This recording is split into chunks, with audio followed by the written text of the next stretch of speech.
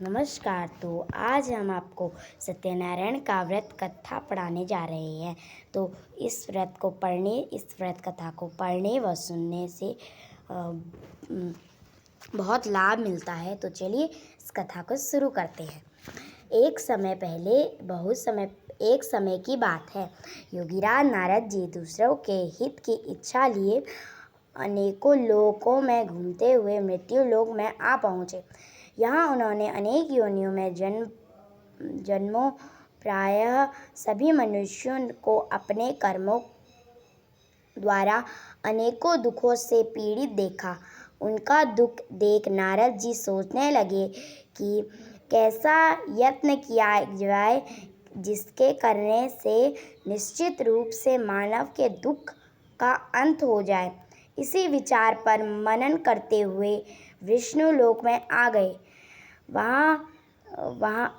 वहाँ वह देवों के ईश नारायण की स्तुति करने लगे, जिनके हाथ में शंख चक्र गदा और पद्म थे, गले में वरमाला पहने हुए थे।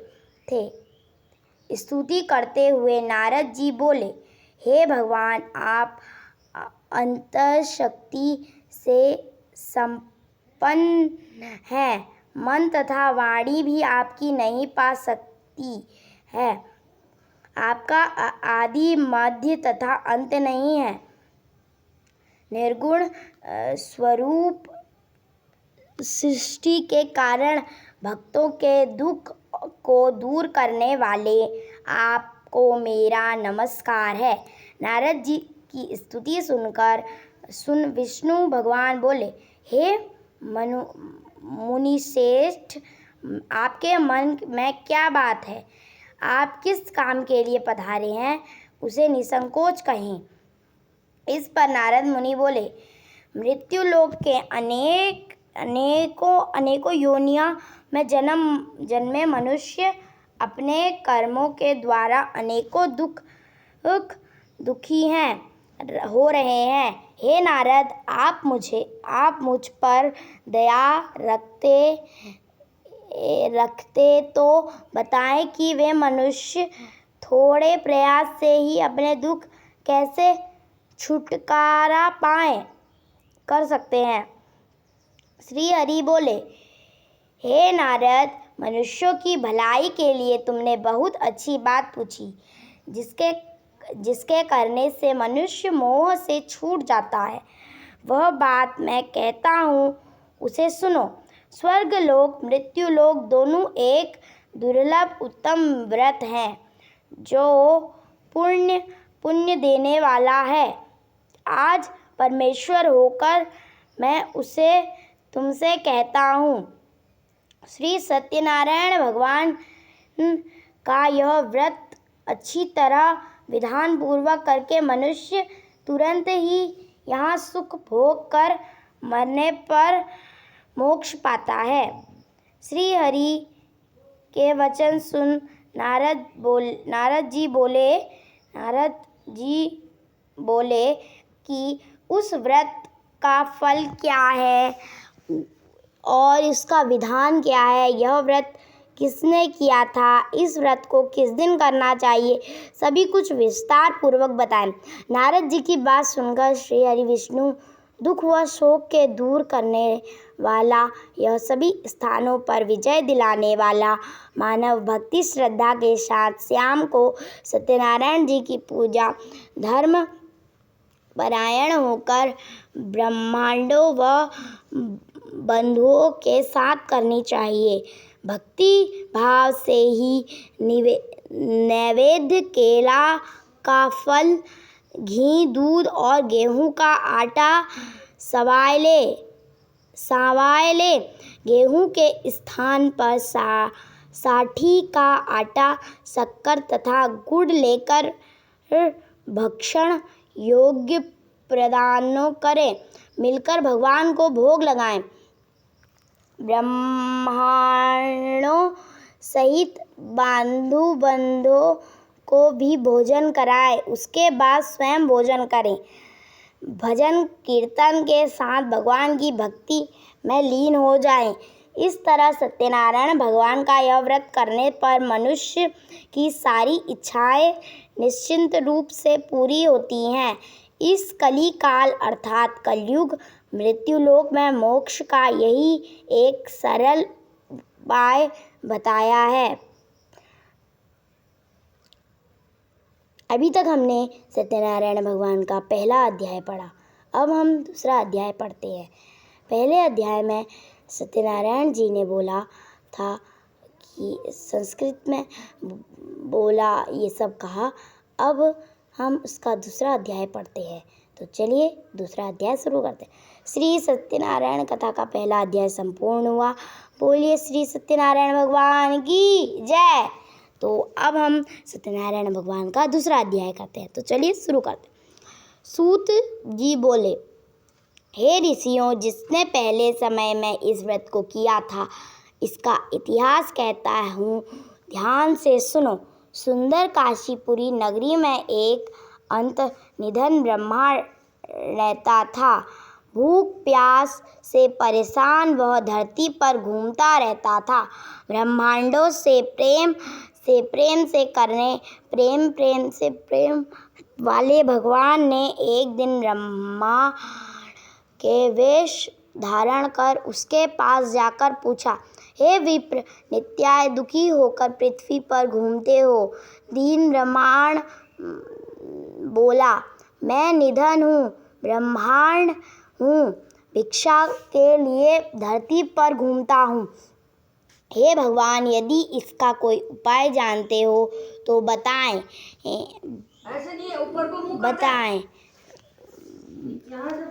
विद्या ब्रह्मांड कहता है कि सत्यनारायण भगवान मनोवांछित फल देने वाले हैं, इसलिए तुम उनका पूजन करो। इसे करने से मनुष्य के सभी दुखों से मुक्त हो जाता है। बुद्ध ब्रह्मा बनकर आए। सत्यनारायण भगवान उस निधन ब्रह्मांड को व्रत का सारा विधान बताकर अत्यधन हो गए। ब्रह्मा मन ही मन सोचने लगे कि जिस व्रत को बुद्धि ब्रह्मा करने को कहा गया है उसे जरूर करूँगा। यह निश्चय करने के बाद उसे रात भर नींद नहीं आई।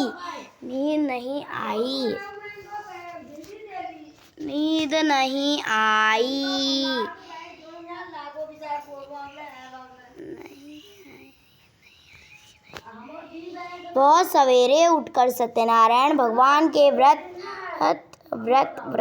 को निश्चय कर भिक्षा के लिए चला गया। उस दिन निधन ब्रह्मांड को भिक्षा भी बहुत धन मिला, जिससे उसे बंधु बांधवों के साथ मिलकर श्री सत्यनारायण भगवान का व्रत संपन्न किया।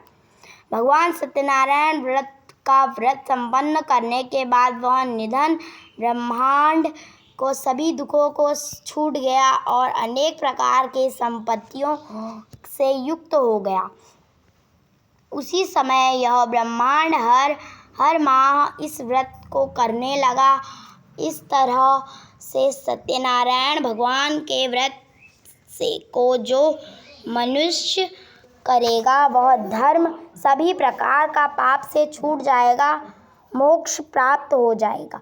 जो मनुष्य इस व्रत को करेगा वह भी सभी दुखों से मुक्त हो जाएगा। सूत जी बोले, इस तरह से नारायण जी ने कहा, सत्यनारायण व्रत को मैंने तुमसे कहा है विप्र, मैं अब क्या कहूँ? ऋषि बोले, हे मुनिवर, संसार में उस विप्र से सुनकर और किस ने इस व्रत को किया है, हम सब इस बात को सुनना चाहते हैं। इसमें हमारे मन का श्रद्धा का भाव है। सूत जी बोले, हे मुनियों, जिस इस व्रत को किया है वे सब सुनो। एक समय वहीं विभ धन ऐश्वर्य के अनुसार अपने बंधु बांधवों के साथ इस व्रत को करने को तैयार हुआ। उसी समय लकड़ी बेचने वाला बूढ़ा आया और लकड़ियां बाहर रखकर अंदर ब्राह्मण के घर में आ गया। प्यास से दुखी लकड़हारा उसको व्रत करता देख विप्र नमस्कार करने पूजने लगा कि आप यह क्या कर रहे हैं। तो उन्होंने बताया कि व्रत कर रहा हूँ तथा इसे करने का क्या फल मिलेगा, कृपया मुझे भी बताएं। ब्राह्मण ने कहा कि सभी मनोकामनाओं को पूरा करने वाला यह सत्यनारायण भगवान का व्रत, इसकी कृपा ही मेरे घर में धन धान्य आदि वृद्धि हुई। विप्र से सत्यनारायण व्रत याग के बारे में जानकर लकड़हारा बहुत प्रसन्न हुआ। चरणामृत लेकर वो प्रसाद खाने के बाद अपने घर आ गया। लकड़हारे ने अपने मन से संकल्प किया कि आज लकड़ियां बेचने से जो धन मिलेगा उसी से सत्यनारायण भगवान का उत्तम व्रत करूंगा। मन में इस विचार को लिए बूढ़ा आदमी सिर पर लकड़ियां रख उस नगर में बेचने चला गया जहाँ धनी लोग ज़्यादा रहते थे। उस नगर में उसकी लकड़ियों का दाम पहले से 4 गुना अधिक मिलता है। बूढ़ा प्रसन्नता के साथ दाम लेकर केले, शक्कर, घी, दूध, दही, गेहूं, आटा ले और सत्यनारायण भगवान के व्रत की अन्य सामग्रियां लेकर अपने घर आ गया। वहां उसने बंधु बांधवों से बुलाकर विधि विधान से सत्यनारायण भगवान का पूजन और व्रत किया। इस व्रत के प्रभाव से वह बूढ़ा लकड़हारा धन, पुत्र आदि युक्त हो संसार के समस्त सुख भोग अंत काल में वैकुंठ धाम चला गया। श्री सत्यनारायण भगवान का दूसरा अध्याय संपन्न हुआ। बोलिए सत्यनारायण भगवान की जय। सत्यनारायण भगवान का व्रत कथा तीसरा अध्याय। सूत जी बोले, हे श्रेष्ठ मुनि, अब आगे की कथा कहता हूँ। पहले समय उलमामुख नाम का एक बुद्धिमान राजा था। वह सत्यव्रत और जितनिधि था। प्रतिदिन देव स्थानों पर जाता और निधन को धन लेकर उसके कष्ट दूर करता। उसकी पत्नी कमल के समान मुख वाली तथा सती सावित्री थी। भद्रशिला नदी के तट पर उन दोनों ने सत्यनारायण भगवान का व्रत किया। उसी समय साधु नाम एक वैश्य आया।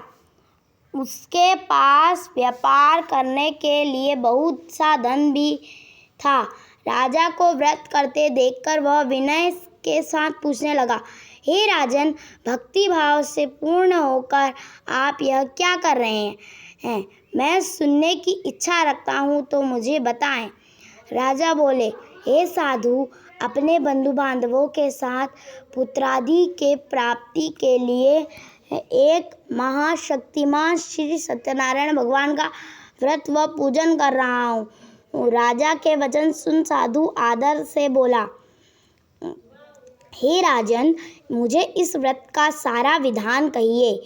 आपके कथनानुसार मैं भी इस व्रत को करूँगा।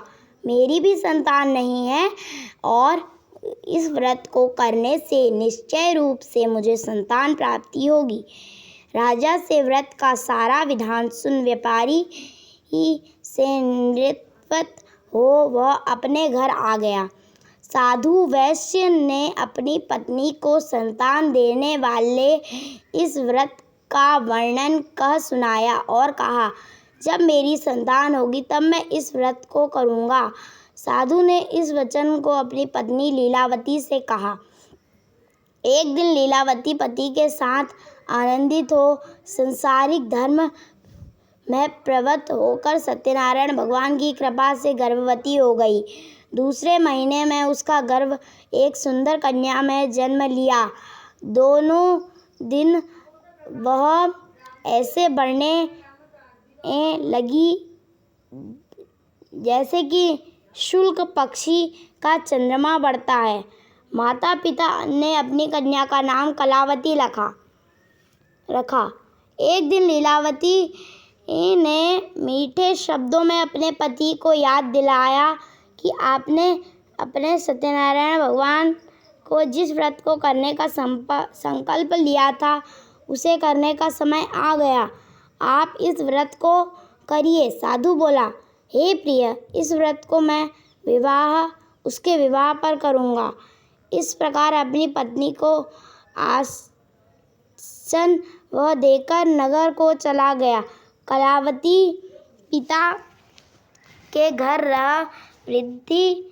वृद्धि को प्राप्त हो गई। साधु ने एक बार नगर में अपनी कन्या को सखियों के साथ देखा तो तुरंत ही दूत को बुलाया और कहा, मेरी कन्या के योग्य वर देख कर आओ। साधु की बात सुनकर कंचन नगर में पहुँच और वह देखभाल कर लड़की सुयोग्य वर्णिक पुत्र को ले आया। सुयोग्य लड़के को देख साधु ने बंधु बांधवों को बुलाकर अपनी पुत्री का विवाह कर दिया। लेकिन दुर्भाग्य की बात यह है कि साधु ने अभी भी अपना सत्यनारायण का व्रत नहीं किया। इस व्रत पर श्री भगवान क्रोधित हो गए और श्राप दिया कि साधु अत्यधिक दुख मिले। अपने कार्य में कुशल साधु बनिया जमाई को लेकर समुद्र के पास स्थित होकर रत्नसापुर नगर में गया। वहां जाकर दामाद ससुर दोनों मिलकर चंद्रकेतु राजा के नगर में व्यापार करने लगे। एक दिन भगवान सत्यनारायण की माया से एक चोर राजा का धन चुराकर भाग रहा था। उसने राजा के सिपाहियों को अपना पीछा करते देखा। चुराया हुआ धन वहां रख दिया जहां साधु अपने जमाई के साथ ठहरा हुआ था। राजा ने सिपाहियों से साधु वैश्य के पास जाकर धन पड़ा देखा तो वह ससुर जमाई दोनों बांधकर प्रसन्नता से राजा के पास ले गए और कहा, इन दोनों चोरों ने हमें पकड़ लिया है। इन दोनों चोरों को हमने पकड़ लिया है। आप आएंगे कार्यवाही की आज्ञा दे। राजा की आज्ञा से उन दोनों को कठिन कारावास में डाल दिया और उसका सारा धन भी उनसे छीन लिया गया। सत्यनारायण भगवान से श्राप साधु की पत्नी भी बहुत दुखी हुई। घर में जो धन रखा था उसे चोर चुरा ले गए। शारीरिक तथा मानसिक पीड़ा व भूख प्यास से अति दुखी हो अन्न की चिंता में कलावती ब्राह्मण के घर वहाँ उसने श्री सत्यनारायण भगवान का व्रत होते देख फिर कथा भी सुनी और वह प्रसाद ग्रहण कर वहाँ रात वापसी आ गई। माता कलावती से पूछा, पुत्री, अब तक तुम कहाँ थी? तेरे मन में क्या है? कलावती की अपनी माता से कहा, हे माता, मन ब्राह्मण के घर श्री सत्यनारायण व्रत देखा है। कन्या के वचन सुन लीलावती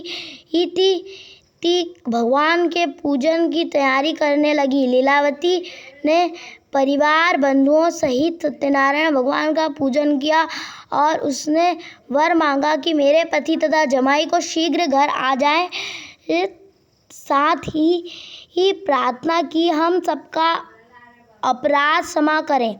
श्री सत्यनारायण भगवान इस व्रत से संतुष्ट हो गए और राजा चंद्रकेतु के सपने में दर्शन देकर कहा कि हे राजन, तुम उन दोनों वैश्यों को छोड़ दो। तुमने उनका जो धन लिया उसे वापस कर दो। अगर ऐसा नहीं किया तो तुम्हारा धन, राज्य व संतान सभी नष्ट कर दूंगा। राजा को यह सब कहकर अंतर्ध्यान हो गए। प्रातः काल सभा में राजा ने अपना सपना सुनाया। फिर बोला कि ब्रह्मांड बाड़िक पुत्रों का क्रोध से मुक्त कर सभा में लाओ। दोनों आते ही राजा प्रणाम किया। राजा मीठी वाणी में बोले, हे महानुभावों, भाग्यवान से ऐसा कठिन दुख तुम्हें प्राप्त हुआ भाग्यवश, लेकिन अब तुम्हें कोई भय नहीं है। ऐसा कह राजा ने उन दोनों को नए वस्त्र भूषण भी पहनाए और जितना धन उनका लिया था उसे दुगना वापस कर दिया। दोनों वैश्य अपने घर को चले गए। सत्यनारायण भगवान का तीसरा अध्याय संपूर्ण हुआ। बोलिए सत्यनारायण भगवान की जय। अब सत्यनारायण भगवान का चौथा अध्याय शुरू करते हैं। इसमें सत्यनारायण भगवान की कथा में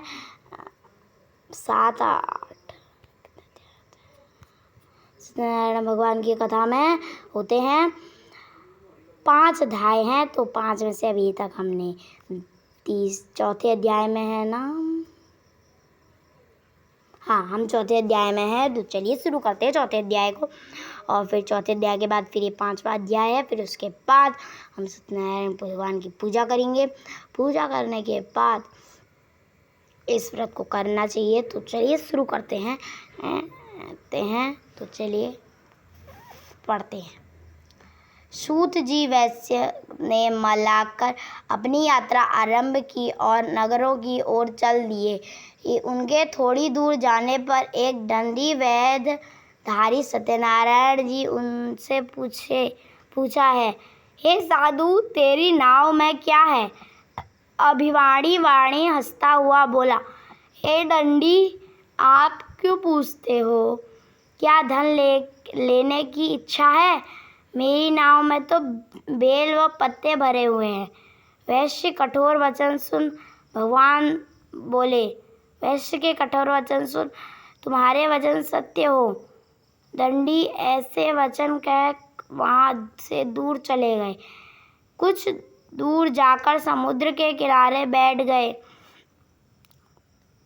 दंडी के जाने के बाद साधु वैश्य ने नृत्य किया कि पश्चात नाव की उच्च देखकर अब अचंभा मान की नाव में बेल पत्ते आदि देख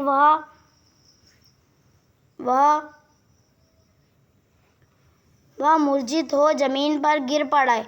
मूर्छा खुलने पर वह अत्यधिक शोक में डूब गए। उनका दामाद बोला, आपने शोक न मनाए, यह दंडी का शाप है, इसलिए हमें उनकी शरण में जाना चाहिए, तभी हमारी मनोकामना पूरी होगी। दामाद की बात सुनकर वह दंडी के पास गए और अत्यधिक भाव भक्ति से नमस्कार कर बोले, मैंने आपसे जो असत्य वचन कहे उनके लिए मुझे मां क्षमा करे।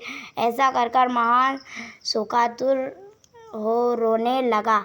तभी दंडी भगवान बोले, हे वाणी पुत्र, मेरी आज्ञा से बार बार तुम दुख प्राप्त हुआ है।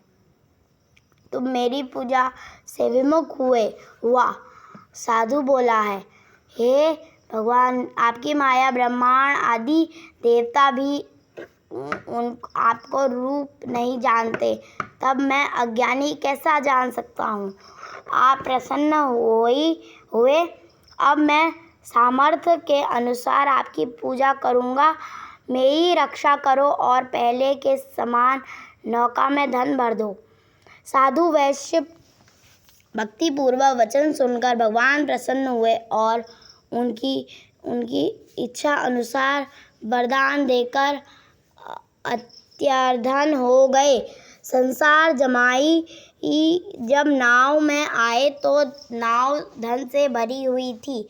फिर वही अपने अन्य साथियों के साथ सत्यनारायण भगवान का पूजन कर अपने नगर को चल दिए। जब नगर नजदीक पहुँचे तो दूत के घर पर खबर करने लगे कि लिए भेज दिया। दूत साधु की पत्नी प्रमाण कर कहता है कि मालिक आपने दामाद सहित नगर निकट आ गए हैं। दूत की बात सुन साधु की पत्नी लीलावती ने बड़े हर्ष के साथ सत्यनारायण पूजन अपनी पुत्री कलावती से कहा कि मैं अपने पति के दर्शन को जाती हूँ, कार्य पूर्ण कर शीघ्र आजा। माता के ऐसे वचन सुन कलावती जल्दी में प्रसाद छोड़कर अपने पति के पास चली गई। प्रसाद की अवज्ञा के कारण श्री सत्यनारायण रुष्ट हो गए और नाव सहित उनके पति को पानी में डुबो दिया। कलावती ने अपने पति को वहां ना पाकर रोती हुई ही जमीन पर गिर गई। नौका को डूबा हुआ देख वो कन्या को रोता देख साधु दुखी होकर बोला कि हे प्रभु, मुझसे तथा मेरे परिवार से जो भूल हुई उसके लिए क्षमा करे, क्षमा करे, क्षमा करे, क्षमा करे, क्षमा करे, क्षमा करे, क्षमा करे, उसके लिए क्षमा करे।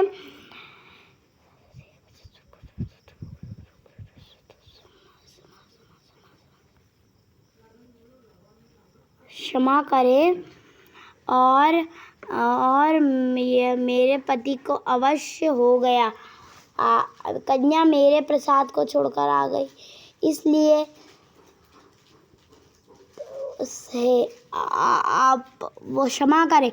साधु की दीन वचन सुनकर सत्यनारायण भगवान प्रसन्न हो गए और अवकाशरित हुए। हे साधु, तेरी कन्या ने मेरा प्रसाद छोड़कर आई है, इसलिए उसका पति अवश्य हो गया है, अदृश्य हो गया है। यदि वह घर जाकर प्रसाद खाकर लौटती है तो उसे इसका पति अवश्य मिलेगा। इसी अवकावाणी सुन कलावती घर पहुंचकर प्रसाद खाती है और फिर आकर अपने पति के दर्शन करती है। उसके बाद साधु और बंधु बांधवों सहित सत्यनारायण भगवान का विधि विधान से पूजन करता है। इस लोक का सुख भोग वह अतः मैं स्वर्ग में जाता है। सत्यनारायण भगवान का 4वां अध्याय संपन्न हुआ। बोलिए सत्यनारायण भगवान की जय। अब सत्यनारायण भगवान का 5वां अध्याय। सूत बोले, हे ऋषियों, मेरा भी एक कथा सुनाता हूँ। एक ध्यानपूर्वक सुनो। प्रजपालन में लीन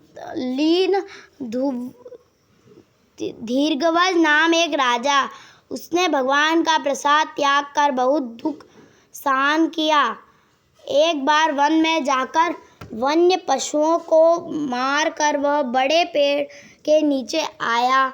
वहाँ उसने ग्वालों को भक्ति भाव से अपने बंधु बांधवों सहित सत्यनारायण भगवान का पूजा करते हुए देखा। अभिमानवश राजा ने उन्हें देखकर भी पूजा स्थान में नहीं गया और ना ही उससे भगवान को नमस्कार किया। ग्वालों के राजा को प्रसाद दिया, लेकिन वह उसने प्रसाद नहीं खाया और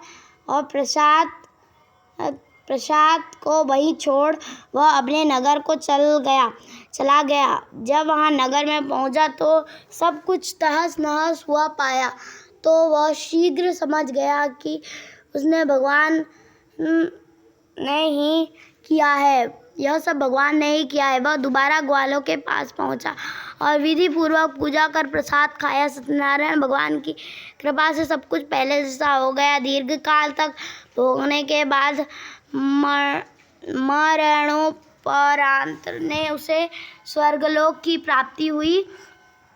जो मनुष्य परम दुर्लभ इस व्रत को करेगा, भगवान सत्यनारायण की अनुकंपा से उसे धन धान्य की प्राप्ति होगी, निधन धनी होगा, हो जाता है और भय मुक्त हो जाएगा, जीवन जीता है। संतानहीन मनुष्य को संतान सुख मिलता है और सारे मनोरथ पूर्ण होने पर मानव अंतकाल में अंतकाल में